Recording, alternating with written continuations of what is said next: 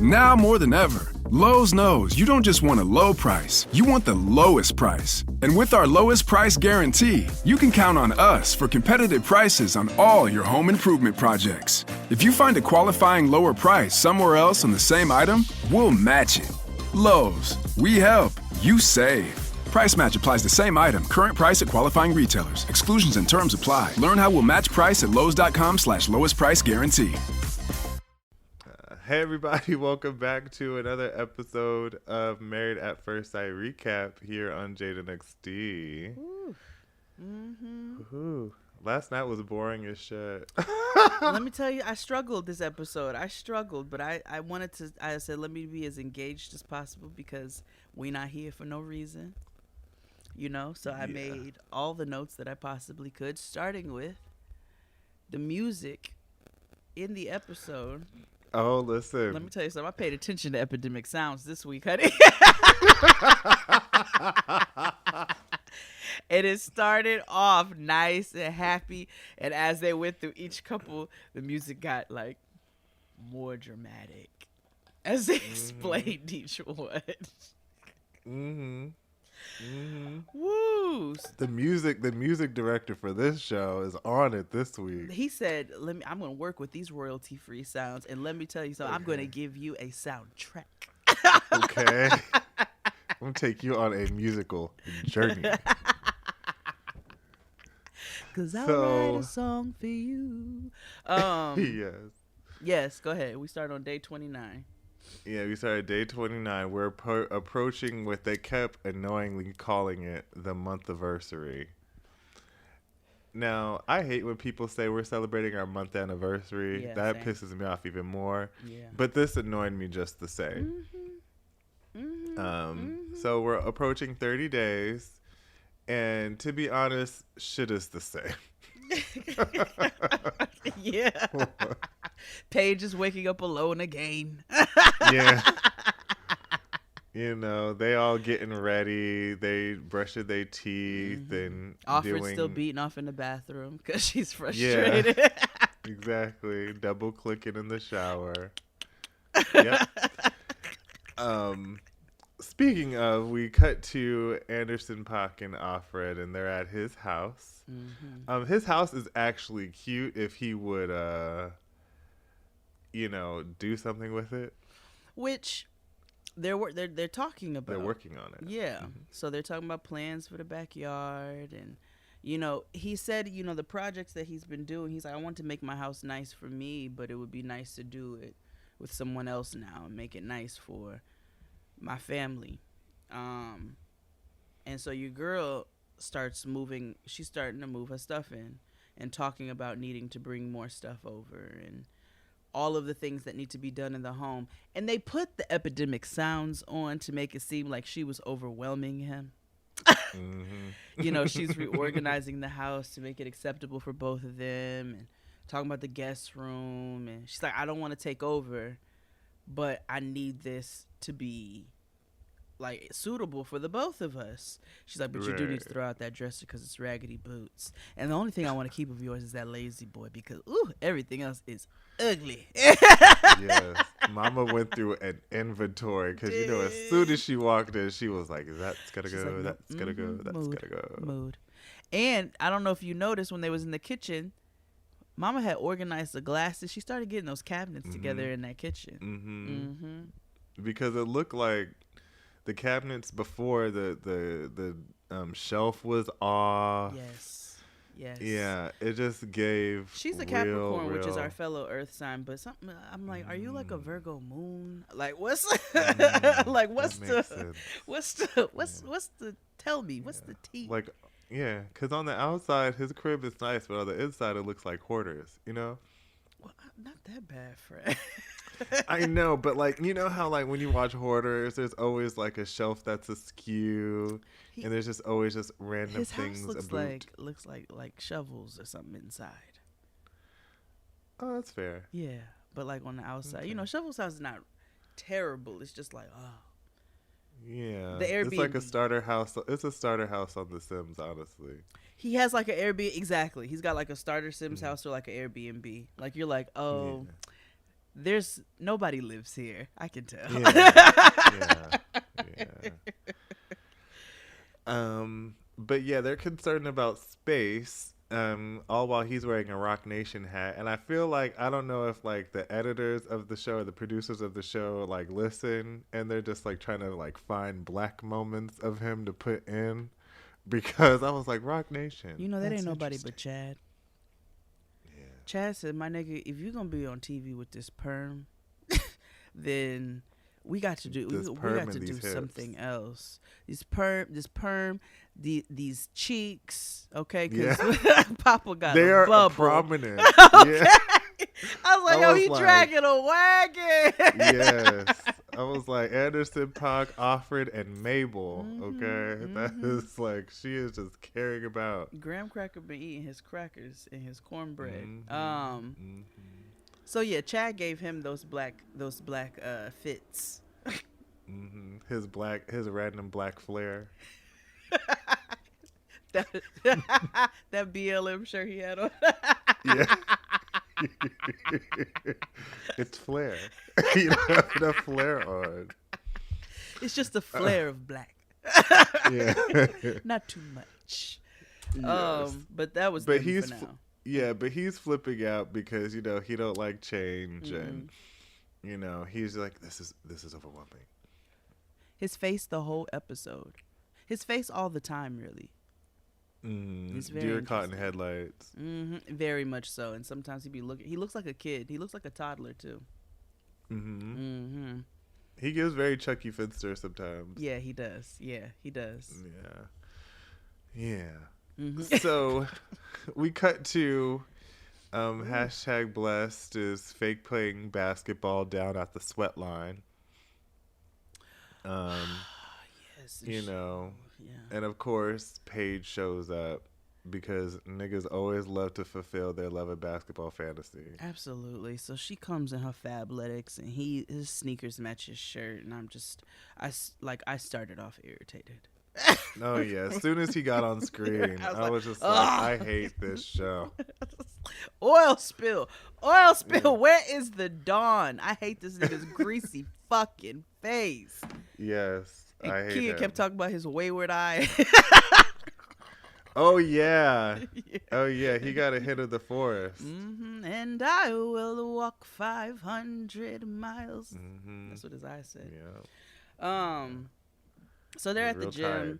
She walks in her Fabletics. I couldn't tell. I was like, is this like a 2003? Is your thong out, or do you have cutouts on your Fabletics? I was confused. I was trying to figure that out too. Yeah, I couldn't figure it out. I was like, were they those leggings from Fat Kid Deals? Yeah, I think like, I just couldn't. Where they'd be like, ooh, your booty's gonna look like this, and then the booty don't have no person in it, but it just be this voluptuous booty in these workout. Yeah, and mind you, they had all the women, all the ladies and gaities around LA are wearing them, and let me tell you something, those leggings does not a big booty make, okay? Because now it's like people who are shaped like chicken nuggets already now just look like chicken nuggets with a diaper.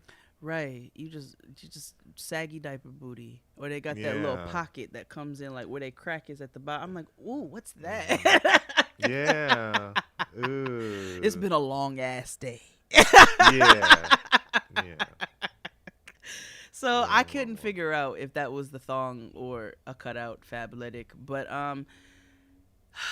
she's annoyed. She wants to give this a fighting chance, continue this journey, and she's still pissed about the car though. Yeah, because remember last week he bought his baby mom's to be a brand new Mercedes. Yes. But she talks about they both talk about long-term goals, and he comes out of his face and says, you don't have any long-term goals. He talks crazy. He is. I'm be like, the stuff he says, she irritates me because I'm like, sis, girl, daughter, you're not gonna like some stuff she'll combat, but then other stuff she'll just let that shit fly, and I'm like, oh, what? Why are you here? Why are you Right. here now with him? So of course she goes back into, how she hopes things will be better for them in the future. He says he doesn't want to give up on the marriage. He made a vow to her and God, and he wouldn't have committed to this process if he wasn't going to be fully invested in getting to know her and being married to her.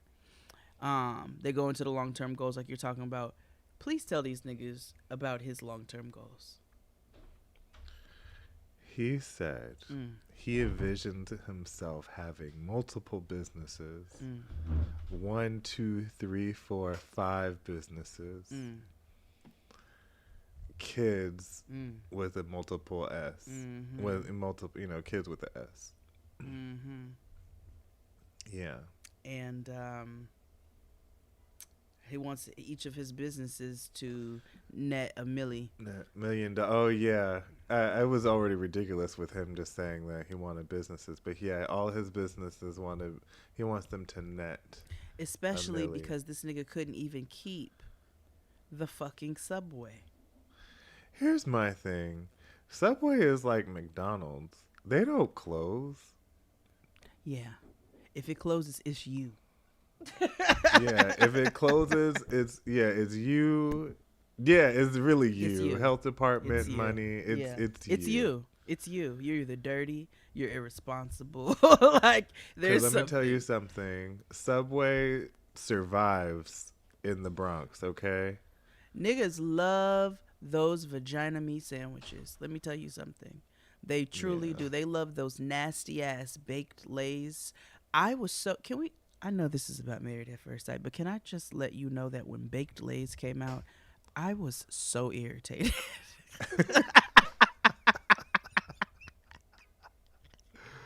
I said, these are terrible.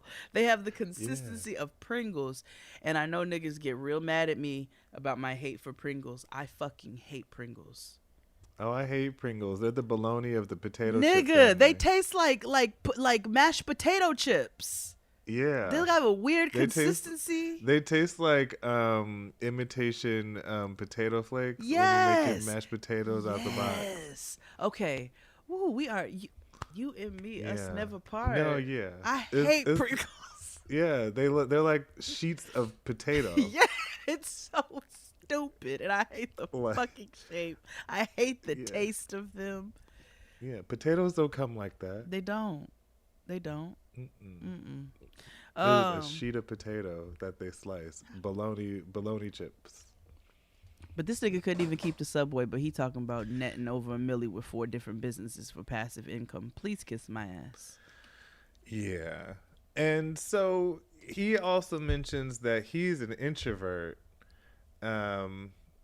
which explains, him needing his space and needing to process things to even come up with an even more horrible opinion and assessment of, that he had initially. And, she's like, okay, that's cool, but I heard you were engaged twice, so what's up with that? But wait, so he was like, yeah, I was 20. I wanted to be married. And basically she dumped me off the advice of somebody else because I was broke. So she's like, oh, okay. How long did you all date before you were engaged? This nigga said, I'm not going to tell you that. Womp, womp, womp. Like this bitch said. Which means exactly, like, I'm sure they were together even less of a time than he was with this lady that he has pregnant. Oh, yeah. No. It was like a 90-day situation, maybe. Yeah. I can't imagine it being anything long. Yeah, definitely a 90-day fiance situation. But the fact that he says, I'm not going to tell you that. That's what gave me the red. Like, I have every red flag, like, thrown up, like. Oh, what do you mean? Like, nigga, slap. It's such a disaster. Like, the Red Cross wouldn't give a coffee or anything like that. Like, it's just awful, right? Like, their whole relationship is Chernobyl. But I paid attention because I'm like, well, how old were y'all? Or more specifically, how old was the girl? Because You have to ask these questions, you know. Well, he won't answer questions, so that she can't ask anymore because he won't. That's very true. He won't answer them. He just flat out refuses. Yeah, but what pisses me off in this whole scene is where she says it's like getting to know a stranger, but then she says that I'm hopeful that we're going into a better direction. She honestly feels that they have to challenge themselves to step out of their comfort zones because she sees that this is going to be a storm that they can weather. And he says, yeah, I'm not trying to quit right now. Yeah. My quote was, I'm not trying to quit right RN. I'll put right now in capitals. Yeah. All right. Because he talks like what? This is so ridiculous. He talks like we'll see. That's who he will see. Yeah. Uh-huh. And it makes sense in his head. And I don't know if the problem that I have is like, I don't know if it's him or he's battling with what producers are telling him to say and what's really going on.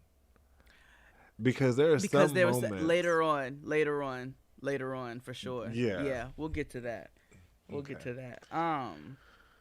But you know, she goes back into this. This is the reason God brought us together, and we're gonna see the reason why God brought us together, and why we came together, and why we're on this journey. And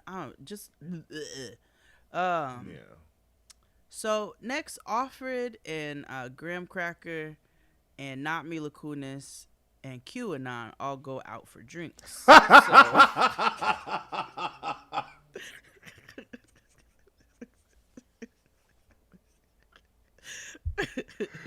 Oh, I'm changing his name today.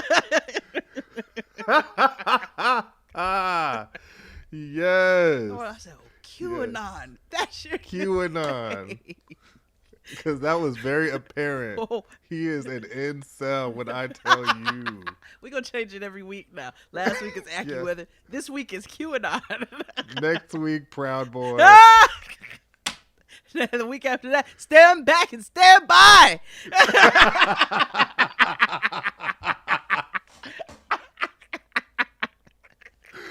QAnon. That is a hoot. That is so very, very true. So, Not Mila Kunis asks Graham Cracker and Alfred, oh, so, you know, how do you feel like you're married? Or you feel like you're dating?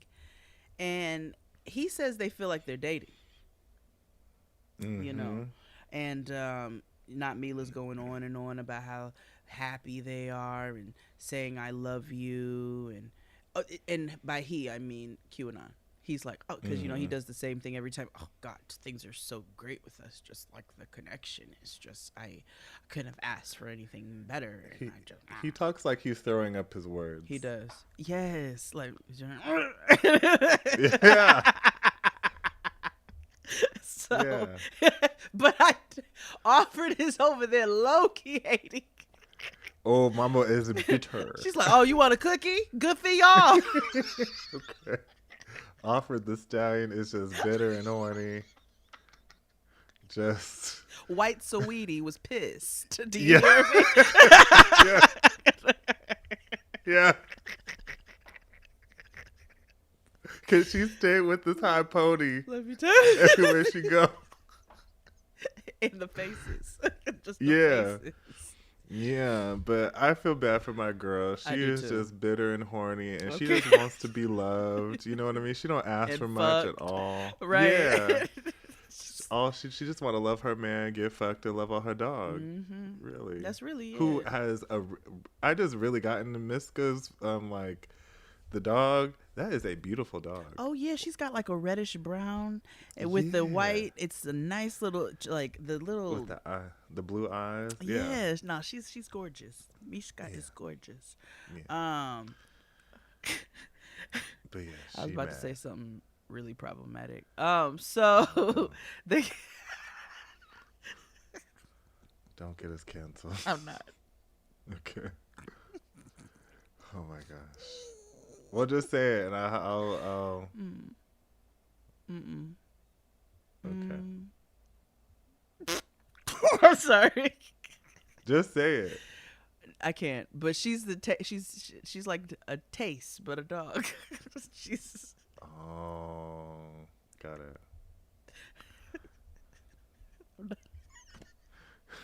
Okay.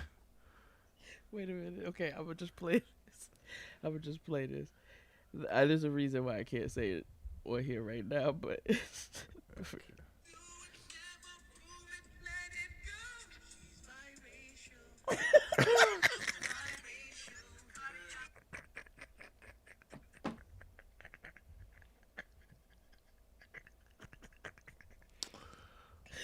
Moving right along. I'm sorry. Ooh, I'm over here dying. Moving right along. Oh. We see that the girls link up. Oh wait, no. The, We didn't finish. So remember, they got into the conversation about graham cracker sitting, not saying "I love you." Oh yes. Which is a common theme in this whole episode, BT Dubs. Yes, but this is like offered before. She seems like she's like, okay, well, I'm gonna let him go at his pace. Like, I'll be patient. She's like, yeah, if I haven't heard that shit in 6 months, I'm out. She's like, because if you don't know if you love somebody in 6 months, something is wrong. Yeah. Which and she's right. Like, to a degree, yes, to a degree I can understand that, because I'm like, you don't really know, like you will learn niggas years down the line. Like as you live with people, you learn them, right, as human beings, because there's all kinds of layers and things. But I think 6 months is a nice basis for, like, do I want to keep fucking with this nigga or not? Like, I feel like you will have love for somebody by 6 months. Not to put a hard parameter on it, but it's just kind of like, okay, like, we've been fucking with each other for this amount of time. I don't think it needs. It's still like a we'll see. If I like this nigga. We're working there, we're getting there, we're working towards that goal. Like, he talks in slack. He does. Yeah. He's like, yep. Like, I can see why Mama was like, I feel like I'm at a motivational, seminar with my donut. I just want to eat my donuts, like. Which we also will see a little bit of that later on. But yes, the girls link up. Mm-hmm. Heather Headley, Paige, and Rom-Com. Mm-hmm. They all link up down at a coffee shop. Mm-hmm. And of course, Heather Headley, she downloads them on what's going on in their relation. And she says she feels hesitant at times, but Miro has been very good at reassuring her, that things are going to be okay. Yeah. We're back to Rom-Com telling us again that she's still unsure about this whole situation. And because now this is getting repetitive, she's still unsure about this connection that they may or may not have. And so she's just going to keep winging it. She said, we slept in the same bed. That's a positive. We're communicating again. Yeah. I was like, again. Oh, man. So. And, Paige, then tells the girls about the car situation. Mm-hmm. And when I tell you, the girls were not having it. They made the illest screw faces. Mm-hmm. And Brianna's a real friend. Ooh, let me tell you, honey. Let me tell you. Because the black comes out. It does. And it's like, and I know she just wants to shake her. She does. And, and sit her down and just be like, girl. So she's telling them about the car, and they're asking, they're like, okay, so she gonna get comfortable now driving if she wasn't before? Like, I'm just trying to understand. Which, I get where this is the only time where I get where they're coming from, where Black Christian Weave lady them are coming from. The lady don't need to be having the baby out on the Ubers and the fucking bus and shit. You know what I'm saying? So she gonna have to get comfortable. But Black Christian Weave lady's issue is that she's like, he if he was thinking like a husband, we would have had a conversation about this prior to.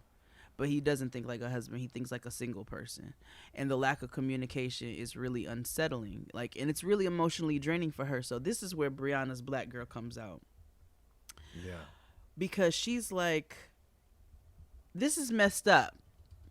This nigga is playing games and this is some bullshit. Yeah. Valid. Like, period. Because she contradicts herself all the time as she's speaking. She goes into this whole thing about learning a stranger and them learning each other as people. And she's having a hard time separating getting to know him from what she already knows about him. So she's like, as I'm learning things that I like, I'm remembering things that I already know, but I still feel like there's potential for us to grow. And Brianna's like, girl, this is motherfucking stupid. Like, how? Like, it makes no sense. She does say, though, she does finally say, I don't know if I fell in love with the idea of marriage as opposed to who I married. And if that's what's keeping me dedicated to this process. And that's exactly it. Yeah, sis, we been on that. You just catching up. And then the Epidemic Sounds had a song like, just say anything, just say anything. They did. They did. So, you know, where she comes to this realization, we then move on to, oh boy, they are in desperate and dire straits. She's desperate. So, evil villain and rom-com decide to invite a tarot card reader. I call her White Shay. Yeah. Her name was Shay, and I ain't never met a white bitch named Shay. So I call her White Shay. Yeah, that's true. Very true. Mm-hmm. Yeah, so White Shay. Because I didn't know what qualifications she had. I don't know what white people do with tarot cards. So I was just like, so this tarot card reader. Too controversial and too brave. But yeah. White Shay says there's a strong energy.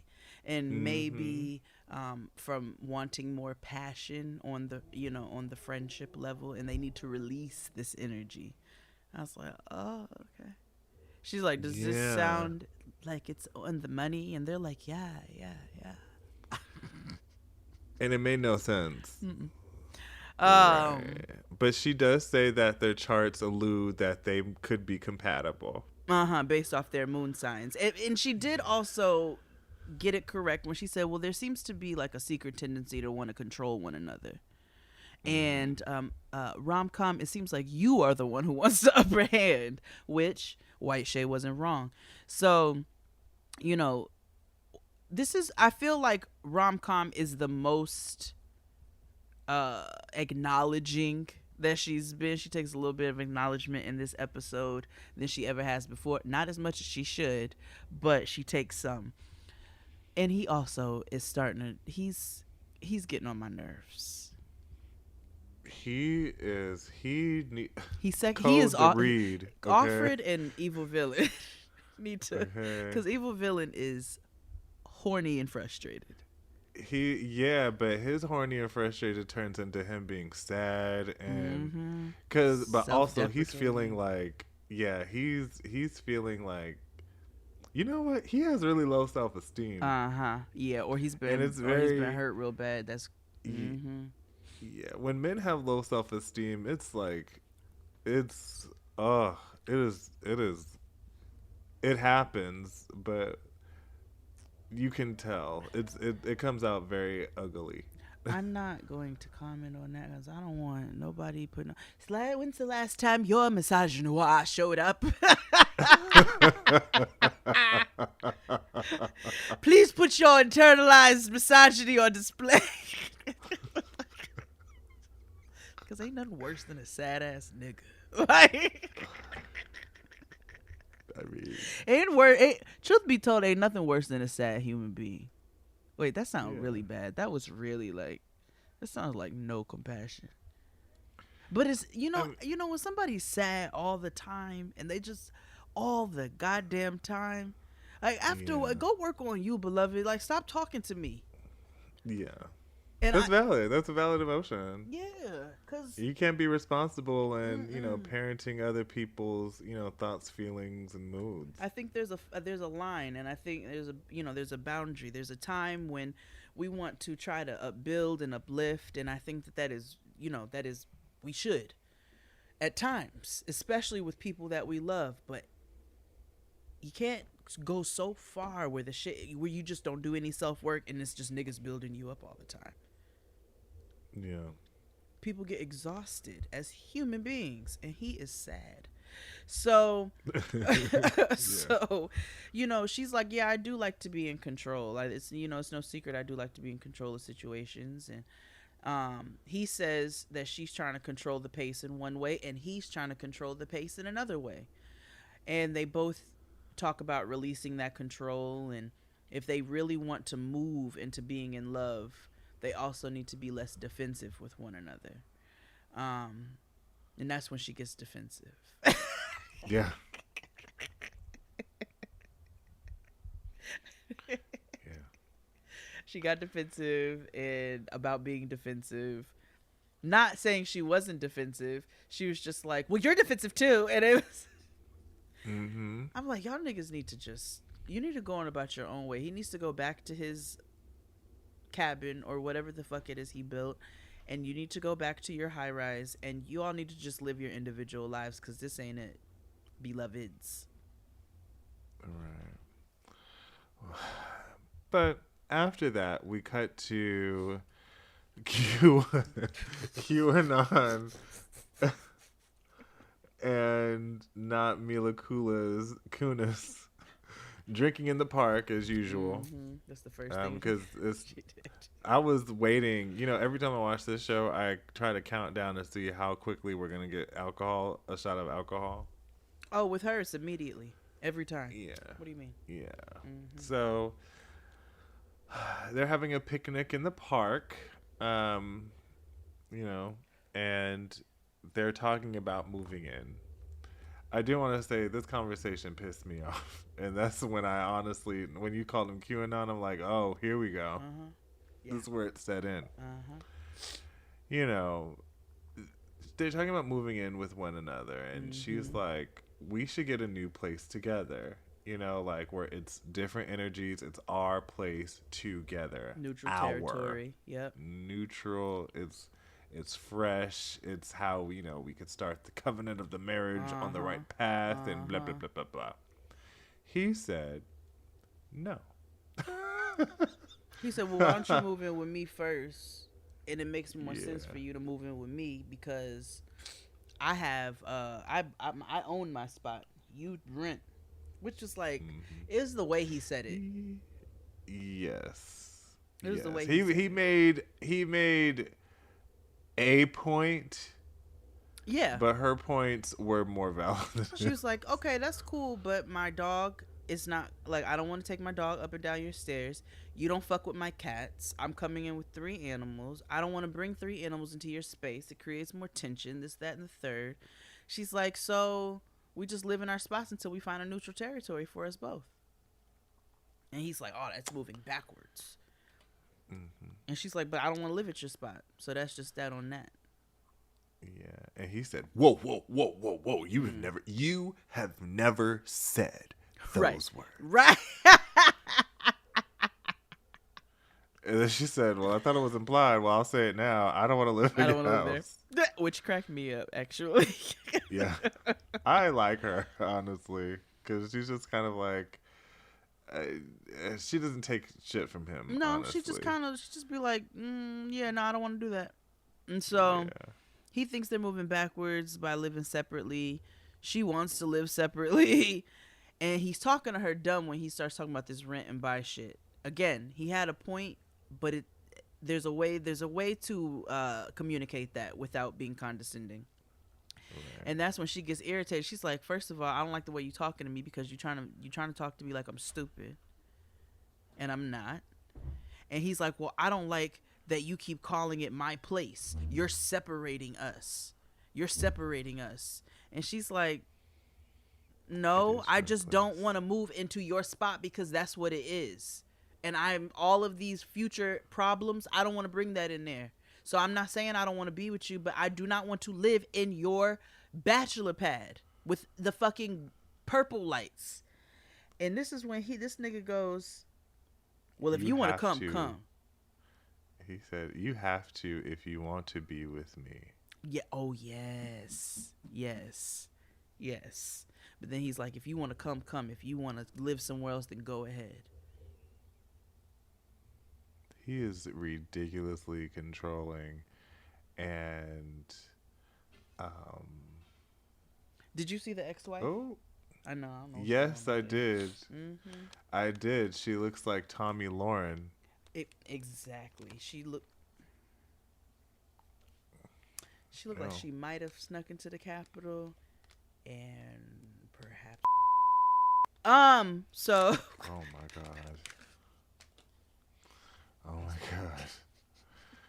Well, let's take a break. Oh wait, the epidemic sounds. The epidemic sounds after them goes.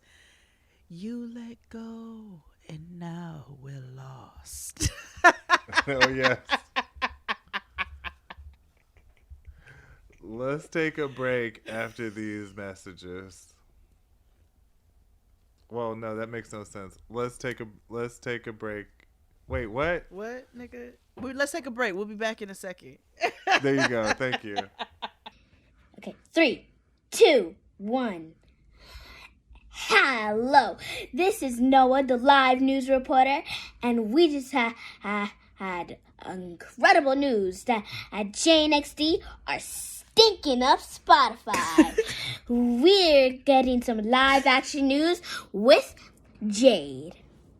Jade, how do you feel about your podcast? I think it's a podcast. Interesting. Now, we're getting some live news of XD. I think the podcast is great. Thank you, XD. And we're back. I'm talking about Married at First Sight. We have finally made it to day 30 of marriage. Whew, about time. So, Paige and #Blessed are playing pool at somebody's house. I don't know whose crib that is. I don't know if that's his quote-unquote bachelor pad or maybe I missed it. I don't know. I was trying to see. I was like, I guess maybe it's his. This nigga has that suit on for the 434th time.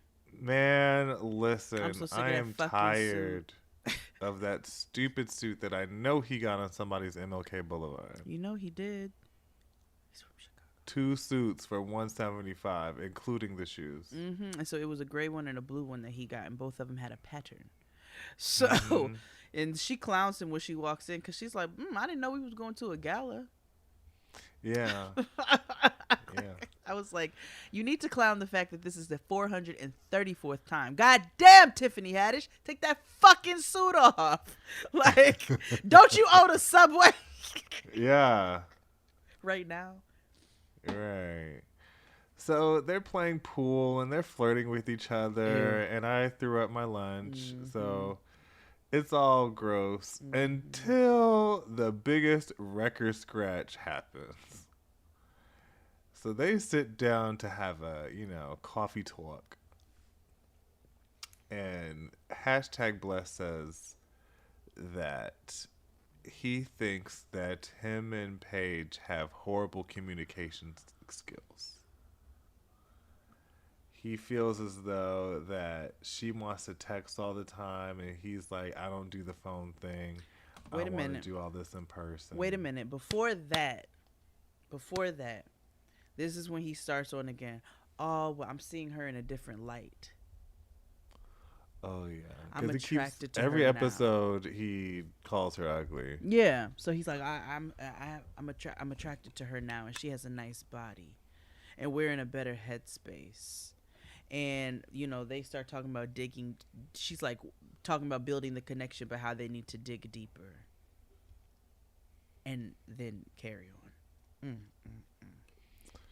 Yeah, and so that's when he flips the script, and she's just genuinely confused, like, what do you mean I don't communicate with you? He says, you know, I generally don't feel like you are putting in the effort. He said, I've called you a few times to go try to get food or whatever, and you didn't answer the phone, and I feel like you purposely ignoring me. And she was like, I was with my mother. I called you back. You didn't follow up with a text. You didn't even text me and be like, hey, let's go get some food. Or are you busy? Do you have plans right now? Do you have availability to go get some food with your husband? Right.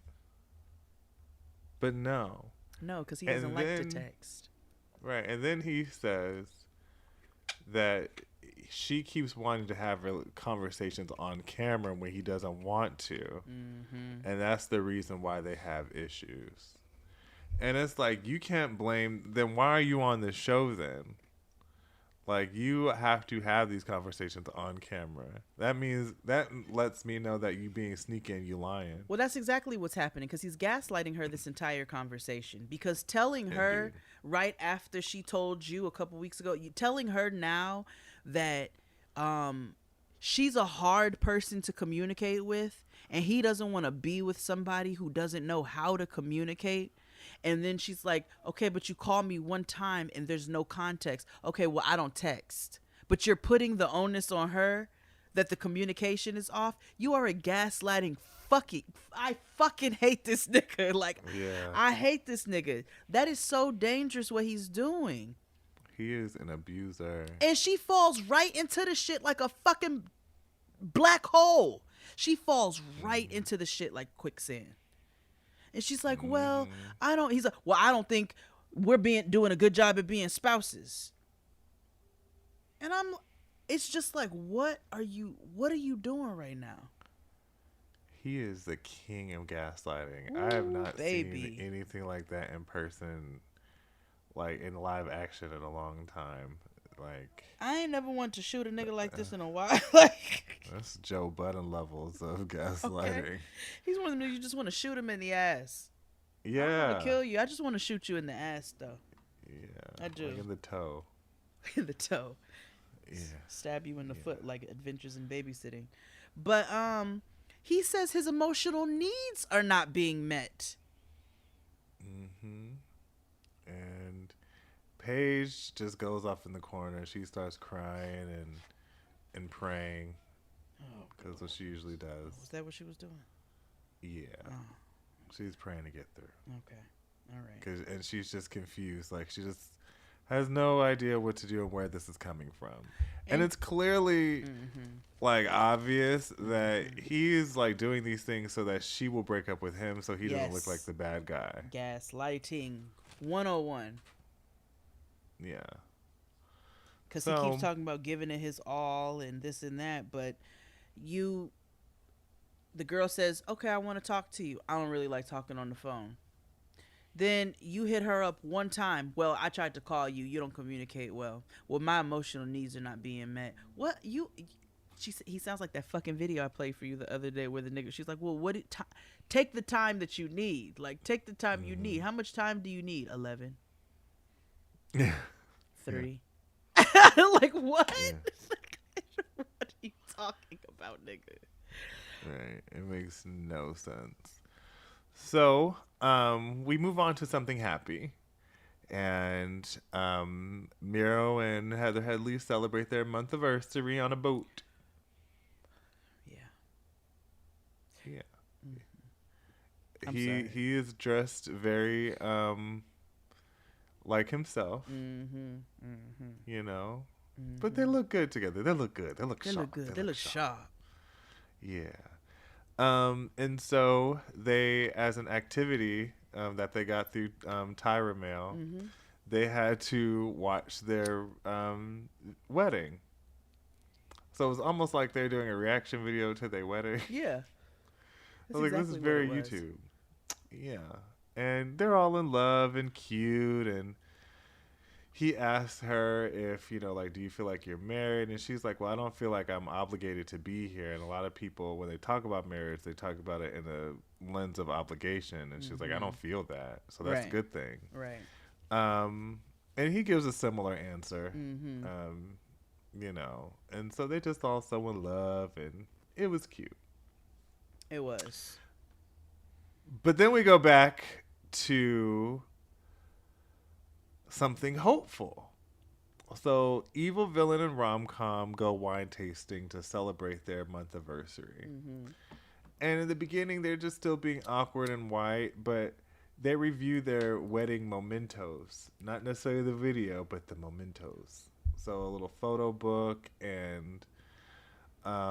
they're just having little laughs or whatever. And they had a good time and they were enjoying each other's company until somebody's inner saboteur jumped out and decided to wreak havoc on everything. And you know what RuPaul says about your inner saboteur. Mm-hmm. It is your biggest enemy. Biggest. Hugest downfall. So, yeah. Evil villain decides to pick apart and analyze every moment of the wedding day. Yeah. And he says, when I went in to kiss her when we got married, it's like she pulled away. Mm-hmm. Mm-hmm. And, ever since then, shit ain't really been right. Mm-hmm. And it's like, bro, that was the first time you met her. Right. Why you should be thrilled that she pulled away at first. And the thing Honestly. about it is, I know that and this is what he talked about too, because remember he said a couple episodes back, my concern is that she's going to start falling for me, and then by this time she's been so cold to me that I've already pulled away. Now the thing is, she's not falling for him, but she is making a bit more of an effort. I think a concerted effort would be strong to say, but she is making more of an effort because she's shifted her energy, her attitude. She wants to be more positive and move forward. When they talked about the next month, the next 4 weeks before decision day, she's like, I just want to look at this in a positive light and really do all that we can to try to be different and like make a connection with one another. And he's like, yeah, no, I don't feel like you want to. And she's like, what? He's like, I don't feel it. I felt it with the kiss. And, you don't like me. You're not attracted to me. And I don't know what it is that you haven't told me on why you're not attracted, but you're not attracted to me. The level of projection, my nigga, is astronomical. And so she asked him how long he been feeling like that. And this nigga said since day 4. Now, here's where I want us to start reading between lines. Day 4. That's when they fucked. Thank you. Connection, quote unquote, means sex. Mm-hmm. And since they've stopped fucking in those very first couple of days, they haven't been on the same page. Mm-hmm. So he's trying to work through his emotions. He says she's disgusted when she even has to hug him.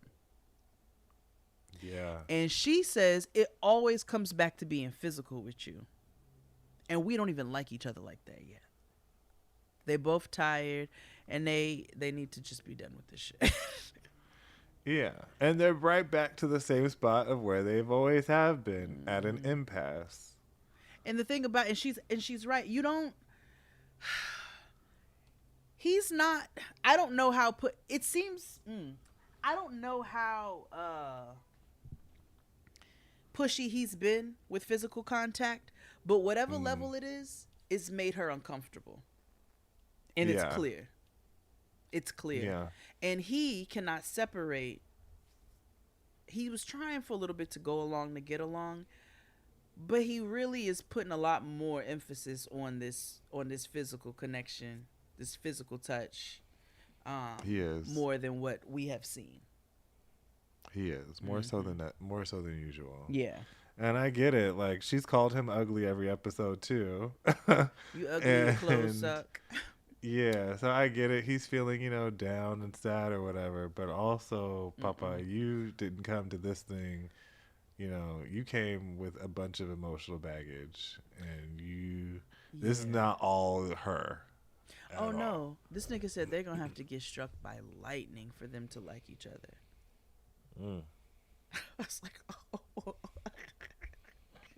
He has to go to therapy ASAP. Code the read. Yeah. Anywho, QAnon.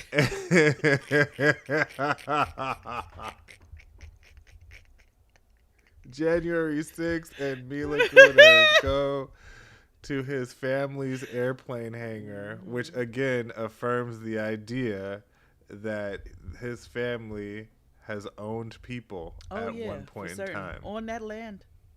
And not too long ago. Yep. So, he takes her on a plane ride. They keep talking about their journey. I'm not really interested in their journey like that. At all. They go over their wedding photos and mementos. They go flying, womp womp, they're in love, whatever. He's excited to show off and shit, so he takes her in the airplane.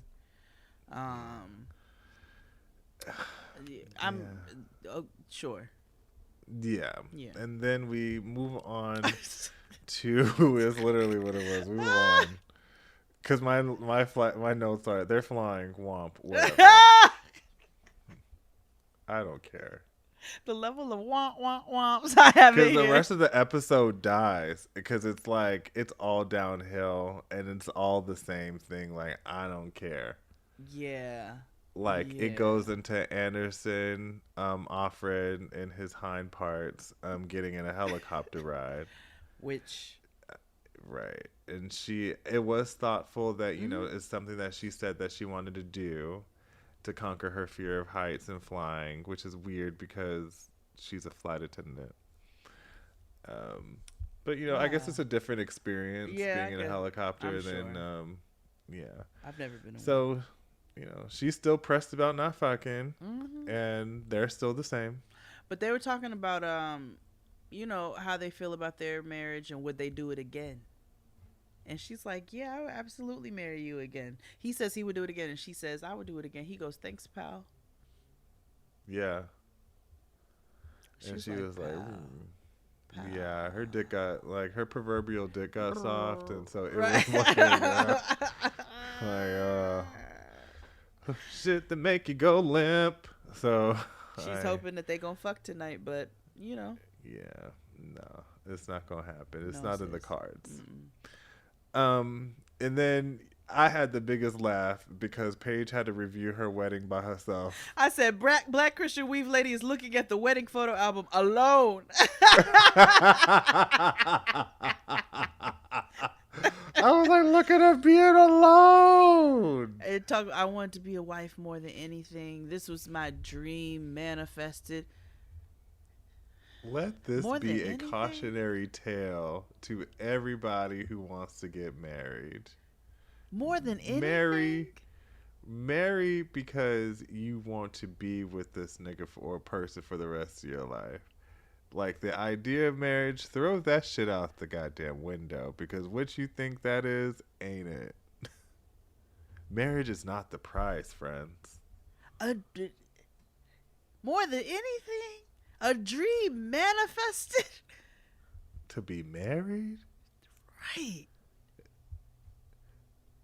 Marriage is cool and all. And I'm a nigga who's married. Yeah, it's cool, but But I didn't ever say, dear God, make me a wife so I can cook eggs. Yeah. I don't know, nigga, I've never sat and prayed to be married. Please answer all my manifest my dreams, dear Lord. I want to be married. Send me my strapping life partner, my soulmate. That's my debutante voice. I have never asked the Lord or the universe for a man. Ever in my life. When I tell you never in my life. Okay. Never in my life. Never. Men just happen to fall into your lap. You know what I mean? They just happen to come in. That's the way people should be anyway. But when you praying for it to be loved, it will never be genuine. When you gotta, Lord, send me somebody to love. Ooh, no, girl, love yourself. Because if you can't love yourself, how in the hell you gonna love somebody else? Can I get an amen? Now let the music play. I bought Chris Rogers' birthday was this week, so I did his gifts were like something you want, something you need, something to wear, and something to read. So I got him the RuPaul's Guru book.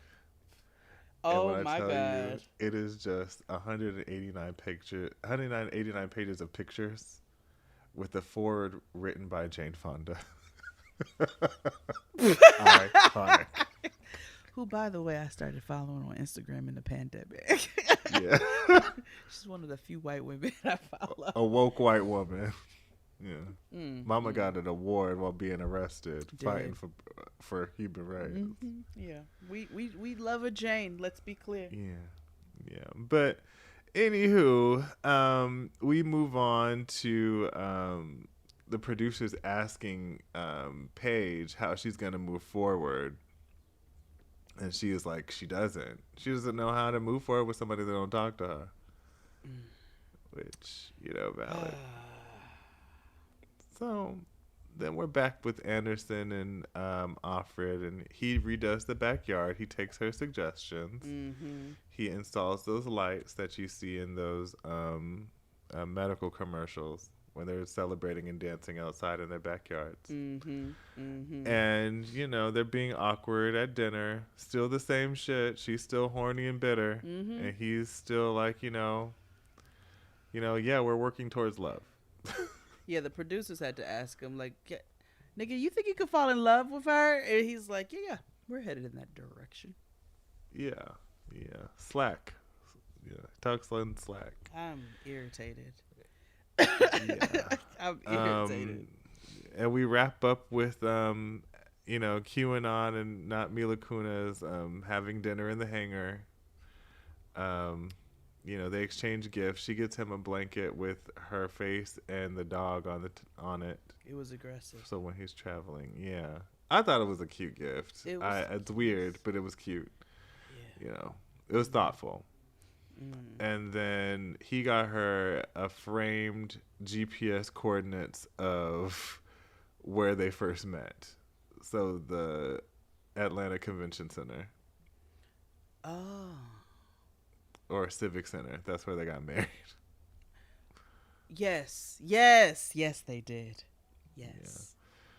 And that's pretty much it. Oh, yeah. Offred and Anderson, they were watching their wedding video, and they still weren't fucking, and that's the end of the episode. He don't know. He look like he don't know what to do with himself. Yeah, he doesn't. He looks lost all the time. Yeah. But that's the end of today's episode. We'll see you all tomorrow for the main show. I don't remember what it is, but hopefully you'll enjoy it. Bye. Bye.